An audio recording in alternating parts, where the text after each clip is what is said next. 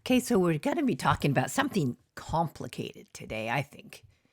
One of the most important part of our curriculum and again, kind of complicated. So, I'm just going to take you through this in my sort of roundabout way. It's just how I roll.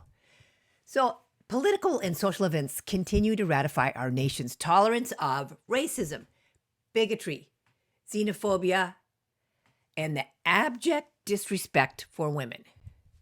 You got it, misogyny. Dislike of, contempt for, or ingrained prejudice against women. We were brought up to devalue the female race. So interesting, the misogyny apocalypse during the election way back in 2016 turns out being white and male counts for more than intelligence, grace, or decency. Speaking of elections, let's go back. White men in 1776, by virtue of the Declaration of Independence, had the right to vote if they were landowners. So they got it right from the get-go. As property requirements, for voting became abolished because men were, white men had money and were working in factories and stuff, they allowed the bulk of white men to vote by 1840. You no longer had to own land. The 15th Amendment, passed in 1870, granted the privilege to vote for all men, regardless of race. We'll get to a little side note on that one.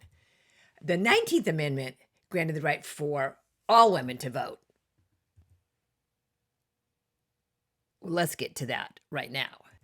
So the deal is when all men, regardless of race, got to vote, it didn't really happen that way. There was a lot of blocking of specifically African-American, Black American male citizens to vote. But a lot of people pushed the Voting Rights Act that we're kind of hearing more about now as more horror goes on, right? So it was signed into law in 1965 with tons of help from Black and African-American citizens, as usual when it comes to politics. Let's fast forward to 2008.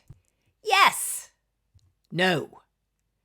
And so we go back to the kind of the idea that because men of color were technically allowed to the right to vote before women, it seems like we have this mold right back there, a mold that says that you really have to follow protocol, and we're still not going to let women vote. We're going to have a Black African-American male get in there, but we're still not going to let women in there. So I really like this quote.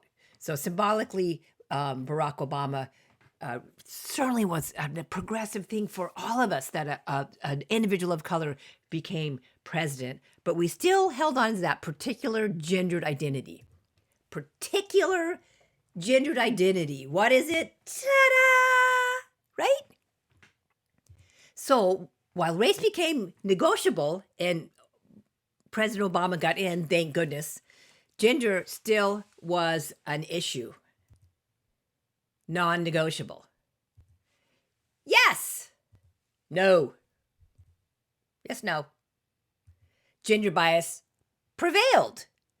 So we've already talked about gender as a construct constructed by culture and society. Obviously, gender bias is constructed by culture and society as well. So let's fast forward to 2020. Yes. No. I mean, vice president, awesome, but we're talking about president here. No. No. No. No. Why? Let's go back to misogyny. Dislike of, contempt for, or ingrained prejudice against women. So get this, in 2016, 53% of white women voted for Trump. Huh? What's that all about? And I love this quote. A majority of white women, 53%, voted for Trump. This oft-repeated data point tends to disappear from coverage of the Women's March and the Me Too campaign. Instead of feel-good accounts of the resistance, repeat a cheery narrative about women in pink hats as a fixed biological category of people who all experience the world in the same way. I'm getting to intersectionality here. A fixed biological category of people who all experience the world in the same way. Was that me? Hey, I'm a feminist. But have I been only practicing mostly white feminism? Which is a set of beliefs that allows for the exclusion of issues that specifically affect women of color. Kind of a one size all fits, right? Like when we talk about the wage gap. A method of practicing feminism. It's not a finger pointing thing saying you're all wrong about it. Because again, I'm a product of my culture, so are all these other white women. Not that that excuses it, because we need to deconstruct that. But it's hard to get past the dominant culture, which in our society is male, white, heterosexual, Christian, temporarily able-bodied, youthful, and has access to wealth and resources. So gender bias impacts all women for sure, because we have that white dominant ideal there, male ideal.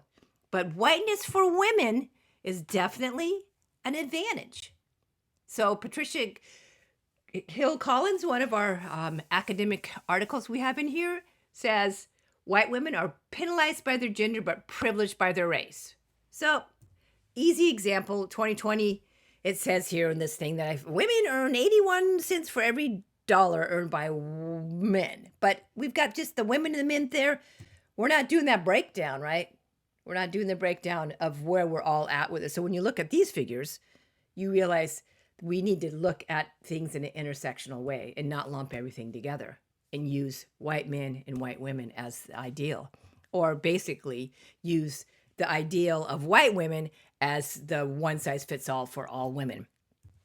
And Audre Lorde said 1,000,000 years ago, there's no such thing as a single issue struggle because we do not live single issue lives.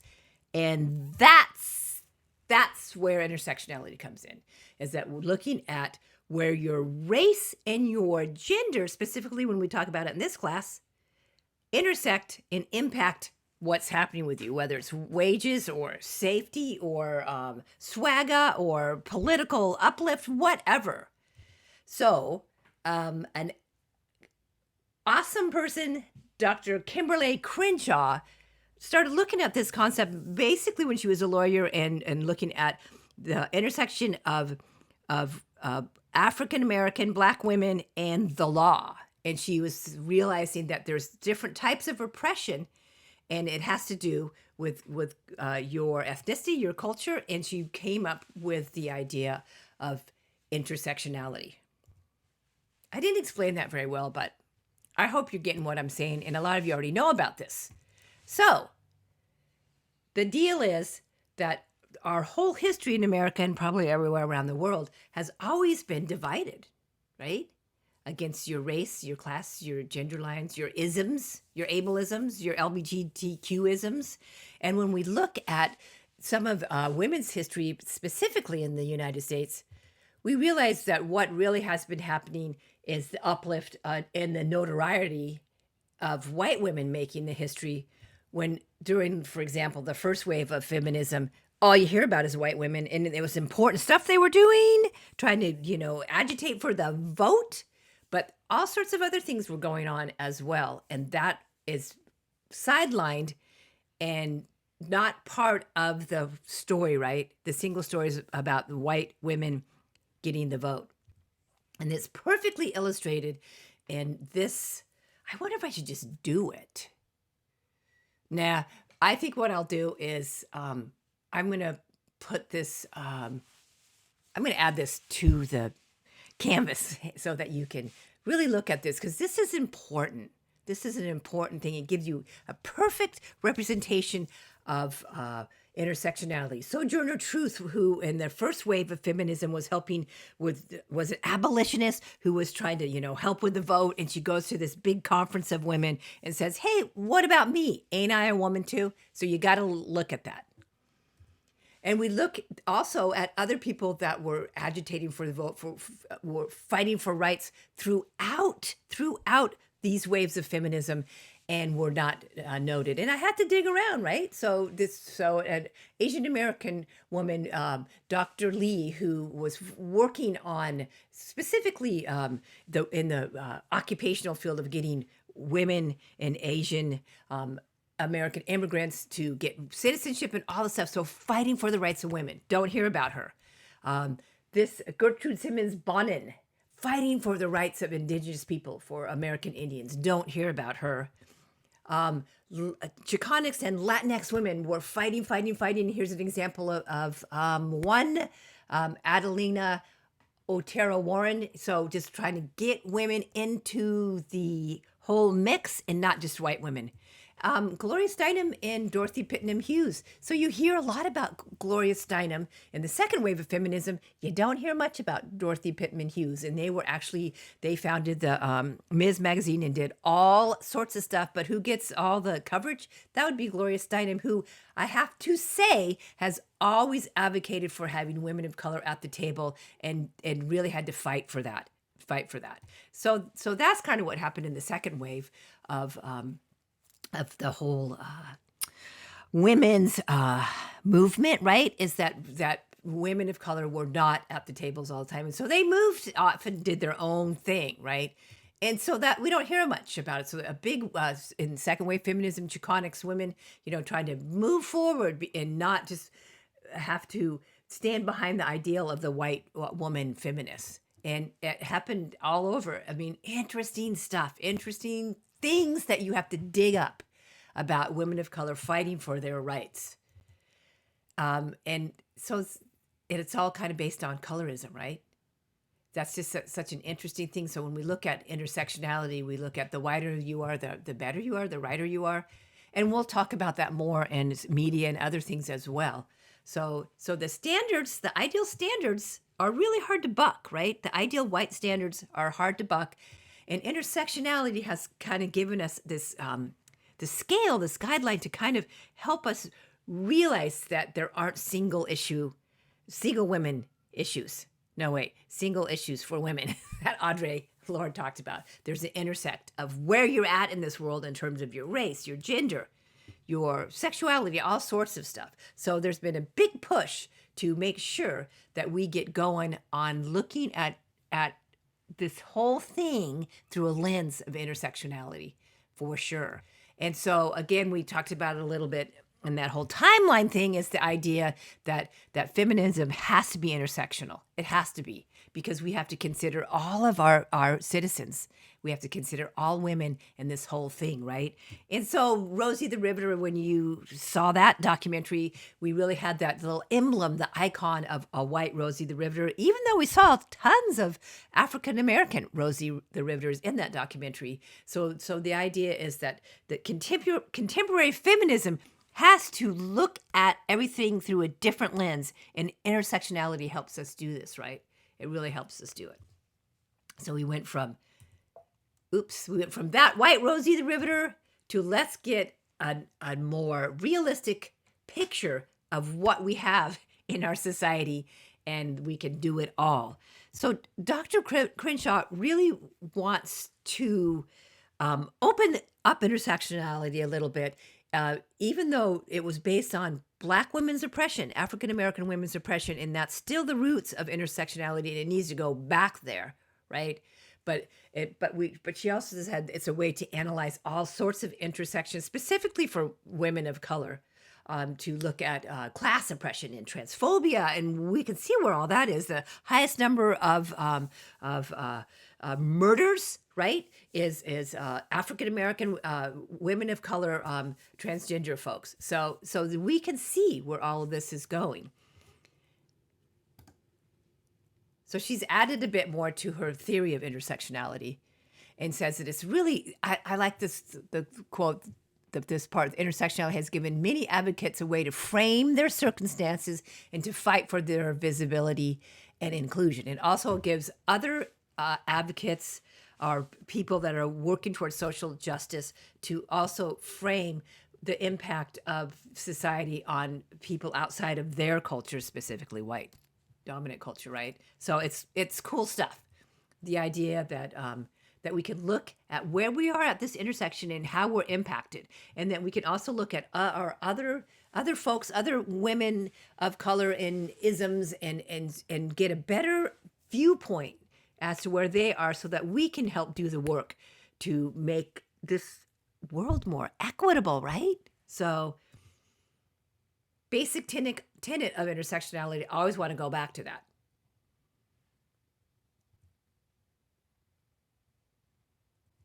But there's so much more to it, right? So intersectionality demands that we deliberately look within ourselves at the places where we don't understand and where we feel challenged.